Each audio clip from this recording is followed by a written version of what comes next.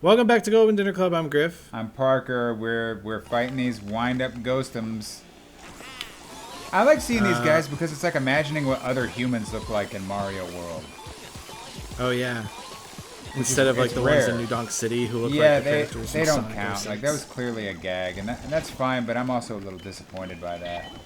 I'm like, I get it. I get why you want to do the gag, but like they had concept art of real like Mario-looking humans, and I'm like that seems more important to establish. But they don't really care about. I don't know.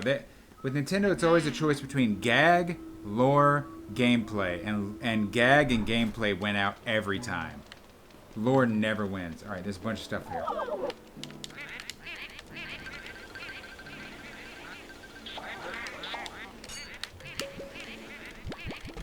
I screwed that up.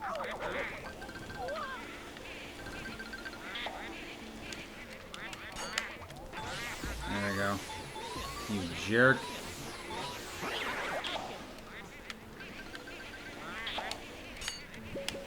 Oh, come on. These guys dancing around. A lovely little waltz on the roof. Yeah. I had like a bunch of them. So, in your mind, do you think of this as almost looking like the ghost house from Mario 64? Not really. I mean, I guess it is just like a big block and it's the same color. I mean, all their ghost houses have kind of looked the same. There's like a Nintendo definite games. look. Yeah. Oh, man.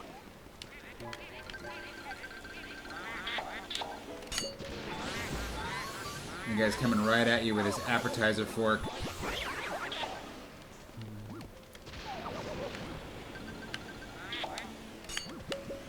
That one just does not want to go. Do you have a favorite depiction of ghosts in media? Is there a TV show or movie, comic, book, anything that's your favorite like representation of a ghost I mean, there's story? my favorite like kind of horror. Get some fire. Oh, I got it. Ghost, yeah, it has to be ghost, not just horror, because, you know. Yeah, Paranormal Activity, actually. Oh, you know what? I've never seen that. They portray the ghost as being like Interdimensional. Hooven, and like really strong, and like just like angry and malevolent. I guess it's more of a demon than it is a ghost, though. So I don't know. Yeah. Yeah, the line is blurred most of the time in pop culture between ghost and demon. All right, you can get that key, and then you're going to go to the same exact column on the right and fall down to go into a secret treasure room. Cool. You got you covered, man. Yeah, they're always presented in a different way, too. Like in The Shining, it's like the house projecting images of things that have happened there. Yeah. Rather than, oh, cool, that's on the third floor, too. All right, go to the far right of this roof. We're going to fall down.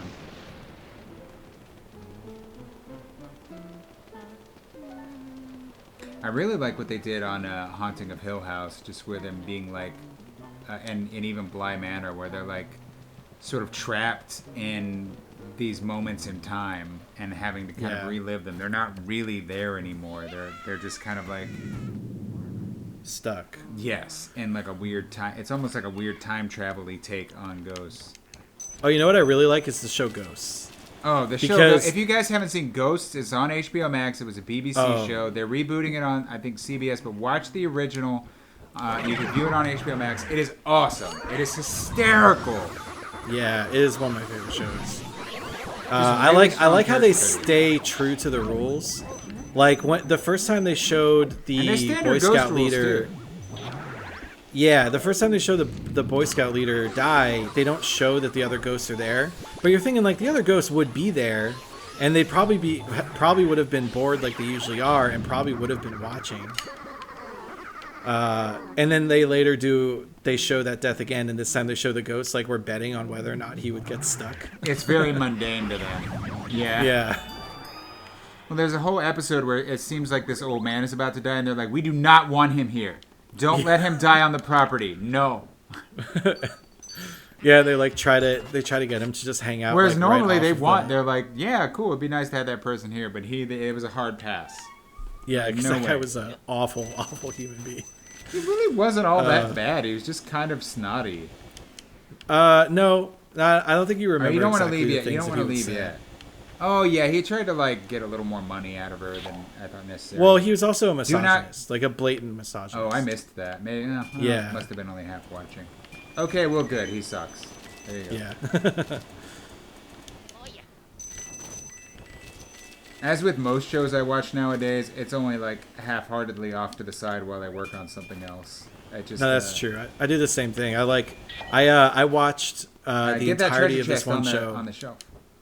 I won't say what show because it's a really bad show. But I watched the entirety of this one show, and I watched it while I was just on a ton of flu medication because I was sick. And I thought it was the greatest show I'd ever seen in my life. Go down. There's some more, I thought. And I went to work after I got better, and I told everyone about this show. I was like, everyone watch this show. It will blow your mind. And then they were like, what? Why did he recommend this? And then later I went back and rewatched it, and I'm like, oh no. Use your vacuum.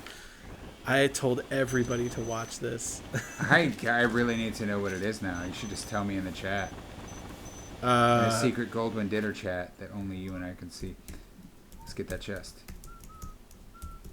I'm receiving secret telepathic communication. Secret message. It is a spooky, scary Halloween show. I'll say that much. Oh, yeah. I was so sick when I watched that show the first time. You know what's funny is I think you told me about it, and I think I was the one who was like, because I think we were still out. I think we were still in the same work area at the time. And I remember trying to watch it because it had all the ingredients to be something I would really like. Okay, you can get out of here by scanning the mirror. Oh, okay. And I was like, oh, this is for me. And then I watched it one episode in, and I was like, who in the world would want this? And it came and it went. I was 100% blown away by a twist ending dude. That turned out to be totally obvious right from the beginning. It had 3 seasons. No. Yeah, I only watched that first season because I was just delirious. That's how they get you, though. They get you when you're nice and delirious. 45 out of 100 on Rotten Tomatoes. 26 from the audience, I think they said. No, 26%.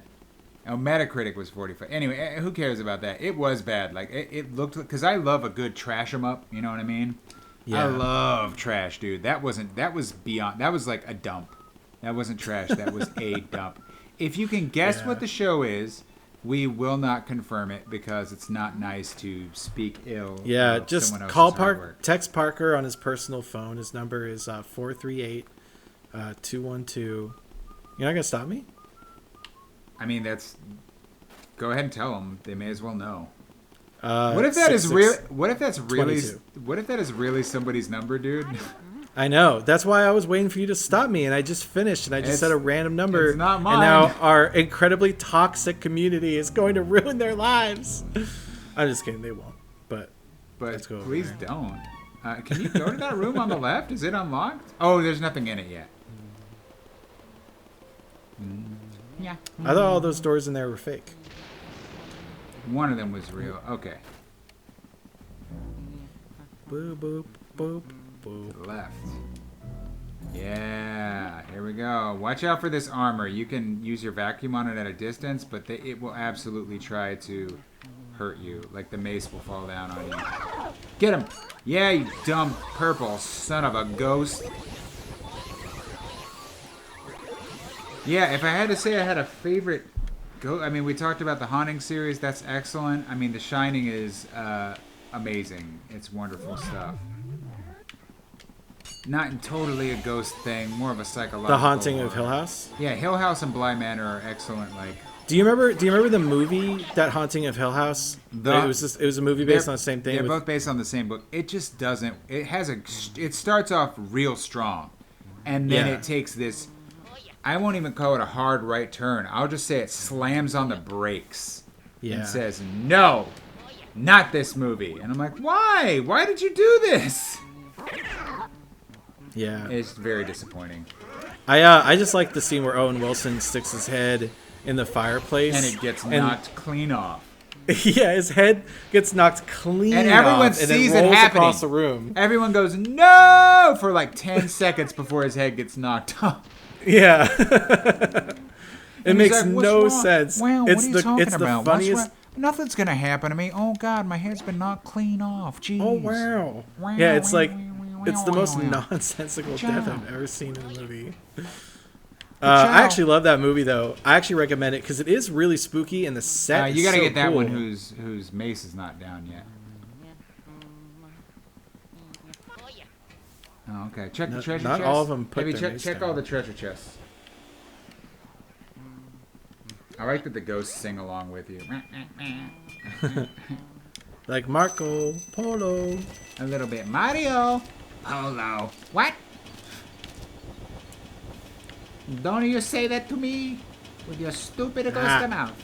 Alright, and there's another treasure chest on the left. There you go. And one more, too. I think this guy winds up his fist to really plant one on you. That's one of my other favorite thing about the show Ghosts. Is whenever Mike tries to like actually get into a physical altercation with the ghosts, and he can't because he doesn't even see them, and you can't physically touch them. But the ghosts like still flinch and dodge. You're like, no, ah! They love pretending. It's so sad. Well, they also get nauseous. Well, that's been another episode of Going Dinner Club. Thanks for watching, everybody. See ya.